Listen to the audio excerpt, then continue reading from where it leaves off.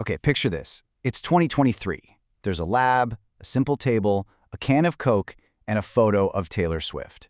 What happened next looked, well, it looked pretty clumsy, almost forgettable, really. But that one awkward movement could very well be one of the most important moments in the entire history of robotics. Yeah, it didn't look like much, but it was about to change absolutely everything.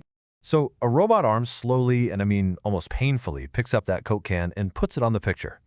Yet for one of the key researchers watching, that clumsy little move was a complete revelation. That was the exact moment he knew their whole field was about to take a giant leap forward. So that's the big mystery we're going to unpack, right? How could this clunky, almost silly-looking demo be some kind of monumental breakthrough? Well, to get it, we need to rewind a little and really understand the massive problem that was holding robotics back for years.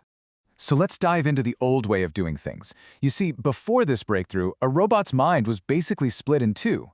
And this created this huge, frustrating bottleneck that researchers had been banging their heads against for a long, long time.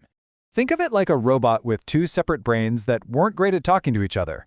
First, you had the planner. This was a large language model, an LLM. It was the strategist. It decided what to do. The problem? It was basically blind. It only understood text. Then you had the controller. This brain was in charge of how to do things, but, and this is a big but, it was stuck with a preset menu of actions it had been painstakingly trained for. So the whole process was just slow and clunky.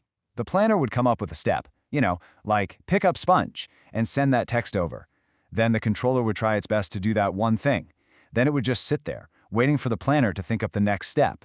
It was this constant, super inefficient back and forth between two totally different systems. Okay, so this two-brain system was a huge roadblock. Researchers knew there had to be a better way. They started wondering, what if, instead of these two separate, clunky systems, you could just merge them into one? And that, right there, was the revolutionary idea.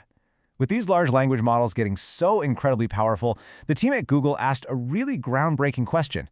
What if we don't need two models at all? What if we could teach one single powerful model to not just see the world and understand language, but to also directly control the robot's actions? And boom, that idea gave birth to the Vision Language Action Model, or VLA. It's pretty much exactly what it sounds like, a single unified AI that links together what a robot sees, what it understands from human language, and what it physically does. No more separate planner and controller, just one integrated brain. And this gets us right back to Taylor Swift. This is the whole reason that demo was so important. The robot had never ever been specifically trained on Taylor Swift. The model, which was called RT2, had to connect the abstract idea of Taylor Swift that it learned from the internet to the physical act of moving a Coke can. It was generalizing. This proved for the first time that a robot could tap into the massive, messy knowledge of the internet and apply it to the real world, for tasks it had never seen before. So that Coke can demo was the yes moment researchers were desperately looking for. And once they had it, oh man, the pace of innovation just exploded. And this timeline just shows how crazy fast things started moving. So July 2023, we get the breakthrough. Less than a year later, some of the key people from that team actually leave Google to start their own company, Physical Intelligence. And by October 2024, that's just 15 months after that first clumsy demo, they're showing off their incredible new model, Pi Zero.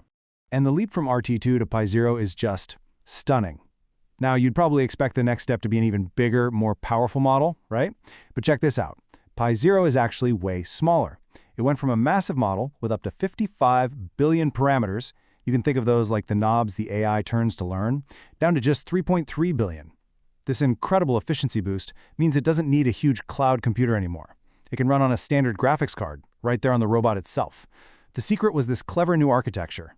Instead of one giant brain trying to do everything, they paired the language model with a specialized, super lightweight action expert that's totally focused on turning ideas into precise physical movements. It's a smarter, not just bigger approach. And I mean, the results speak for themselves. We went from moving a single can to robots that can handle really delicate, complex tasks in brand new environments. We're talking folding laundry, peeling an orange, making coffee, and this is where it starts to matter for all of us, right? This isn't just about cool lab demos anymore. This is the first real step towards robots that could one day help in our homes, in factories, or maybe in elder care, and it's all a direct result of that initial VLA breakthrough. So the progress is undeniably impressive. But is this the final answer? Is this VLA model the one and only path forward for creating truly intelligent robots? Well, it turns out not everyone is convinced. Yeah, AI pioneer Yann LeCun, who's the chief AI scientist over at Meta, has a completely different take. He believes VLA models are fundamentally flawed and are, in his words, ultimately doomed. He's actually pursuing an entirely different approach called world models, which doesn't rely on these big language models as the backbone at all. And that leaves us with the central, multi-billion-dollar question for the future of robotics. Was that Coke can demo the beginning of the winning strategy, proving that the key is to connect robots to all that linguistic knowledge from the internet? Or is it just a temporary dead end, with a completely different, maybe more fundamental approach that's waiting to take its place? The race is on, and believe me, the answer is far from certain.